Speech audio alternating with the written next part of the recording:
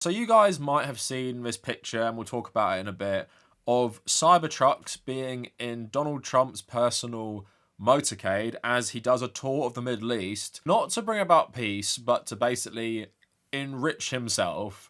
And I was just watching all this footage on the TV, and I was just thinking about Donald Trump, and I was like, he's just like so shamelessly corrupt.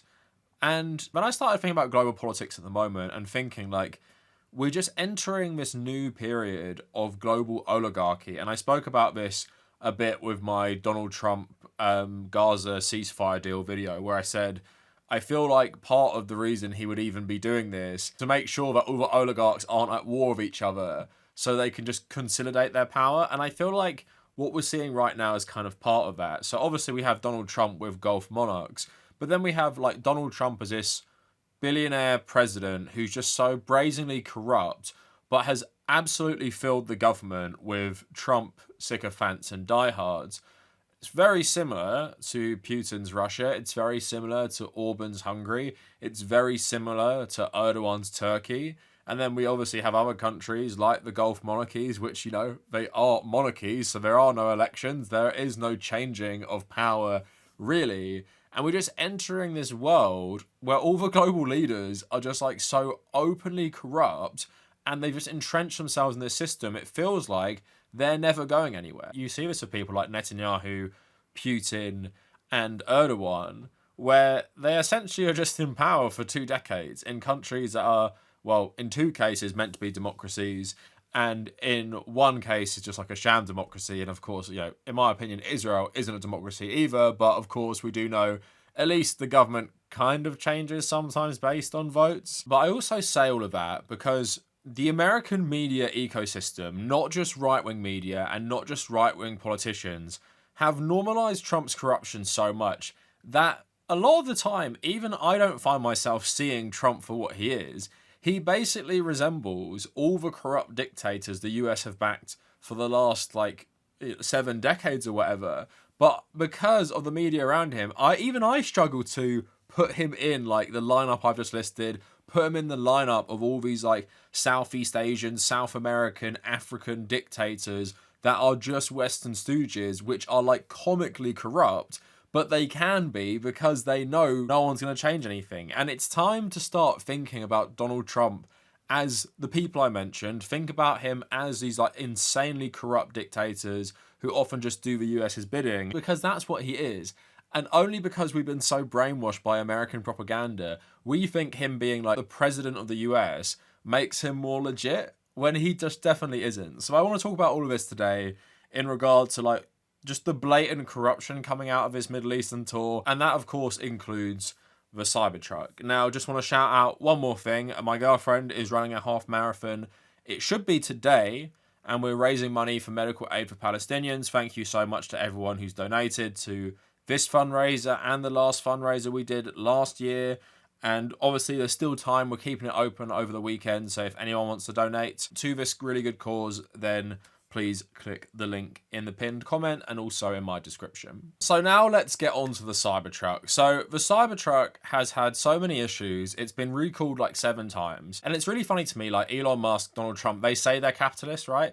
And they say they like the free market. Like a lot of these Republicans these days are more libertarian, right? So in a libertarian capitalist system, you would say that a product would live and die by the market itself, right? But of course, in many respects, America is not a free market. So the Cybertruck has a terrible reputation. The Cybertruck has a terrible reputation because of Elon Musk personally.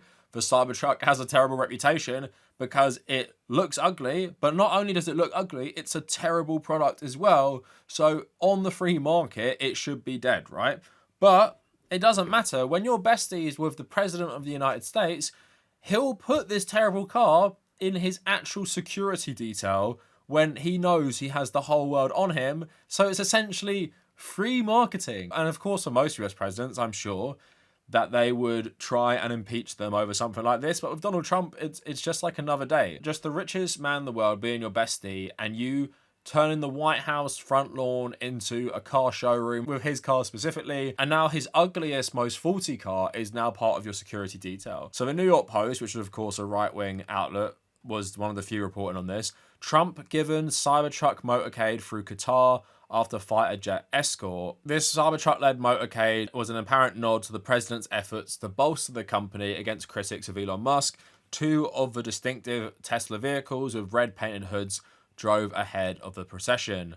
Musk, the CEO of Tesla, and Trump's Doge joined the American delegation in Qatar on the president's Free Nation tour to deepen business relations with the Gulf states. So before we move on to talking about more of the corruption and everything, like, just the fact this car has been so widely memed, so widely hated, and now we're seeing the most powerful political figure be guarded by these things, it's just like, the trajectory of it just blows my mind. Of course, we're seeing like police forces around the US like use their budgets to buy these things as well. And if you are a capitalist watching this, you should hate this as well. I know you probably don't because you worship money and worship billionaires, but what they're doing right now just like completely flies in the face of free market capitalism. It is literally using the president to freely advertise your products. To me, I hate it because it's gross corruption. To you right-wing capitalists maybe watching this, you should hate it because it goes against libertarian values. But what I didn't really expect to see recently was another part of this corruption. I saw Sam Altman lurking in these pictures. And let's remember, Sam Altman didn't like Donald Trump, but he recently said that, oh, I was actually such an NPC for hating him. Just so weak and spineless. I hate how these people pretend like they didn't know who Donald Trump was. Not that they're suddenly wanting to suck up to power, which they're doing. But just to report on MSNBC, American CEOs Elon Musk, Sam Altman, and Larry Fink joined Trump at the Saudi royal court. So Elon Musk, OpenAI's Sam Altman, and BlackRock's Larry Fink were seen greeting and speaking with Saudi Crown Prince Mohammed bin Salman and President Trump on Tuesday. The CEOs were seen lining up to talk with both world leaders at the Saudi royal court in Riyadh ahead of a lunch hosted by the Crown Prince. Other notable business figures attended the event, including Amazon CEO Andy Jassy, IBM's Arvind Krishna, Citicorp's Jane Fraser, Boeing's Kelly Ortberg, Nvidia's Jason Huang, and Palantir's Alex Karp. So essentially what this big Saudi meeting was what you see in Mr. Robot. It is the Deus Group. It is the world's supervillains all meeting together in this oil-rich Gulf monarchy, which is extremely conservative and is using its unlimited money to basically buy up influence around the world and buy up soft power, whether that be targeting of football around the world or whether it be just all their investments from the Saudi investment fund, which is actually owned and in part managed by the Crown Prince himself, right? So, like I said, all of these people are now coming to bend the knee and beg for a bit of this money. The dystopian part is part of the meeting, apparently, of Donald Trump was to negotiate helping the Saudis with their nuclear program. And what we're seeing now, and I'll read a story a bit later in terms of Vietnam, is US diplomacy is not based on like two governments meeting and working out their issues based on their own self-interest. It is you're meeting with the US government, but the way to get in their good graces is just make sure you financially enrich Donald Trump. And there might be a tiny silver lining that Trump is so in bed with the Saudis, he might actually be more willing to facilitate a permanent ceasefire in Palestine because of the Saudi pressure, but that is also something that hasn't manifested yet, so I wouldn't put your hopes on it. And you might have seen a video where Donald Trump talks about lifting the sanctions on Syria, and he literally says, the things I do for the Crown Prince, because Reuters reporting, the only reason he did it was because they asked him to. So it says here, he kicked off his trip on Tuesday with the surprise announcement that the US will lift long-standing sanctions on Syria and a $600 billion commitment from Saudi Arabia to invest in the US. The US agreed to sell Saudi Arabia an arms package worth $142 billion, according to the White House. The end of sanctions on Syria would be a huge boost for a country that has been shattered by more than a decade of civil war. Speaking at an investment forum in Riyadh at the start of the deal's focused trip, Trump said he was acting on request to scrap the sanctions by Saudi Arabia's ruler, Mohammed bin Salman. And I obviously tweeted this in regards to Syria's president shaking hands with Donald Trump. But yeah, like, it's just such blatant corruption. It's literally like, Donald Trump, we will buy US weapons and will personally enrich you. So can you take the sanctions off Syria now? Probably because the Saudis want to economically get into Syria now as well, now that Assad is gone. Probably cement themselves into that economy like they have done in most global economies. I mean, yeah, I'm happy for the Syrian people because sanctions only hurt the poorest people, even if it is from a terrible country. We've seen that with like Iraq back in the 1990s, the terrible effects of massive sanctions on a country, regardless of what they've done. It always punishes the bottom and not the top. But at the same time, it's literally funny. He says, yeah, the things I do for the Crown Prince. He doesn't even pretend the US want to do this. It's just like, you bribed me, so like, here you go, I'll do it. But it goes a bit deeper. Chris Hayes wrote this for MSNBC, just talking about the corruption. And the sanctions on Syria should be dropped. We should not drop them as a favour to the Crown Prince, who threw $2 billion at Jared Kushner. It's also worth noting that before the announcement, Syria's leader offered to build a Trump Tower in Damascus and said he would give the US mineral rights contracts in his country. And then we have to now talk about the Qatari jet being given to Donald Trump, because it's part of this. And Chris Hayes writing, which brings us, of course, to the Qatari jumbo jet, a special Boeing 747 that has been called the Palace of the Sky, and a flying mansion, a luxury item worth $400 million and gifted to Trump by the Qatari royal family over the weekend. It is full of leather, gold, and burl wood accents. It sports at least 3 lounges, 2 bedrooms, 9 bathrooms, 5 galleys, and a private office. Trump is stoked out of his shoes about this thing, like a very rich kid on Christmas morning getting the world's most expensive toy. Accepting this jet would be the most shockingly corrupt act by a president in the history of the presidency. It violates not only the spirit of the Constitution, but literally the text. However, according to Trump, not taking it would be stupid. Just before we talk about, like, overall all of this, here's another example of this. Vietnam greenlights $1.5 billion Trump investment in Gulf hotels and real estate. Vietnam's government has officially approved a massive $1.5 billion investment project by the Trump Organization and its local partner, Kin Bac City Development Holding Corporation. As it coincides with ongoing trade negotiations between Vietnam and the US, Vietnam, a manufacturing and export powerhouse in Southeast Asia, is currently seeking to avoid the imposition of a proposed 46% import tariffs by the US government. While the investment itself is not formally linked to trade discussions, large-scale collaborations between US companies and Vietnamese firms may play a role in strengthening economic relations and goodwill. So, yeah, obviously, the new form of diplomacy with the US, which is on steroids compared to even the last Trump administration, is just bribe Donald Trump personally. Like, bribe him personally and you'll get what you want. And to these governments, like, this is such a good idea. If you're so rich like the Saudis or Qataris, this to you is nothing.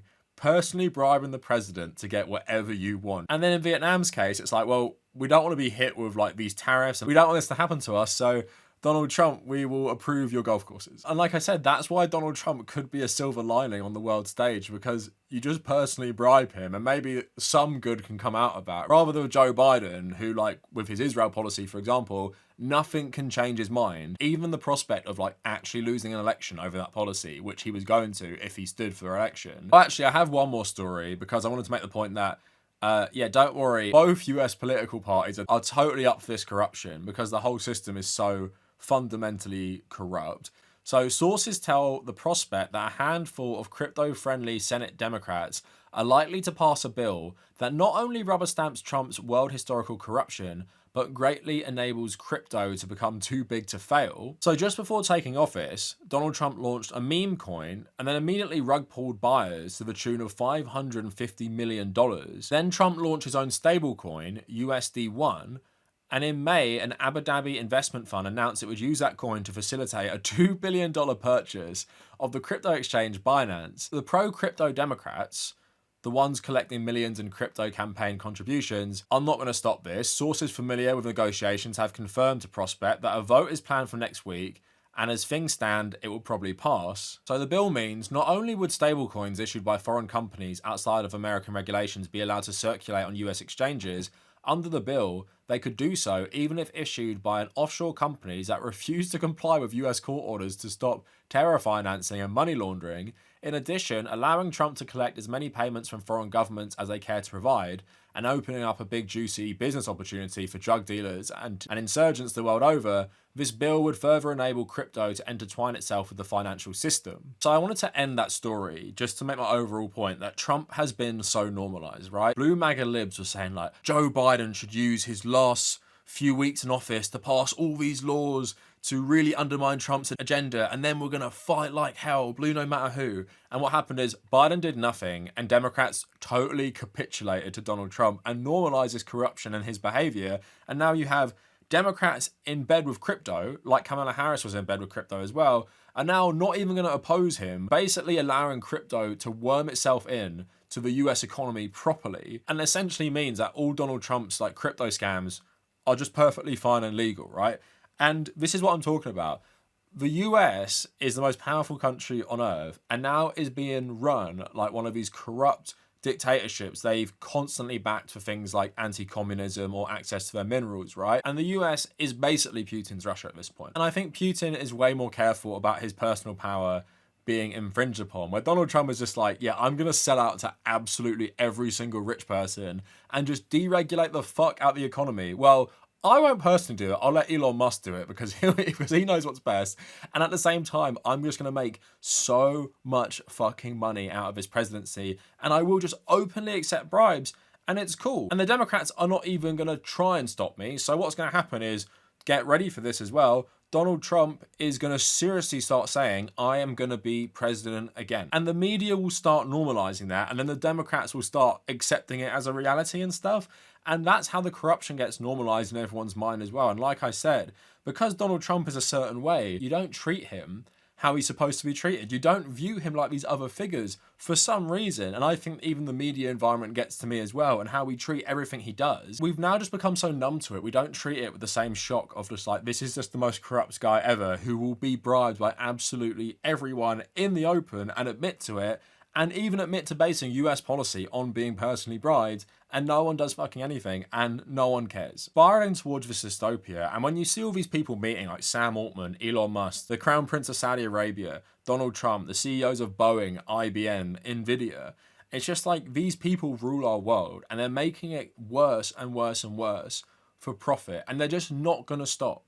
You see that. They're not going to stop, and they're all in cahoots with each other. So even these things about, you know, the new Syrian government, for example, now being accepted by everyone, despite the fact the guy who led it was literally a militant, fanatic insurgent when I started my YouTube channel. Now he's being welcomed to France and shaking hands with Macron and Donald Trump, right?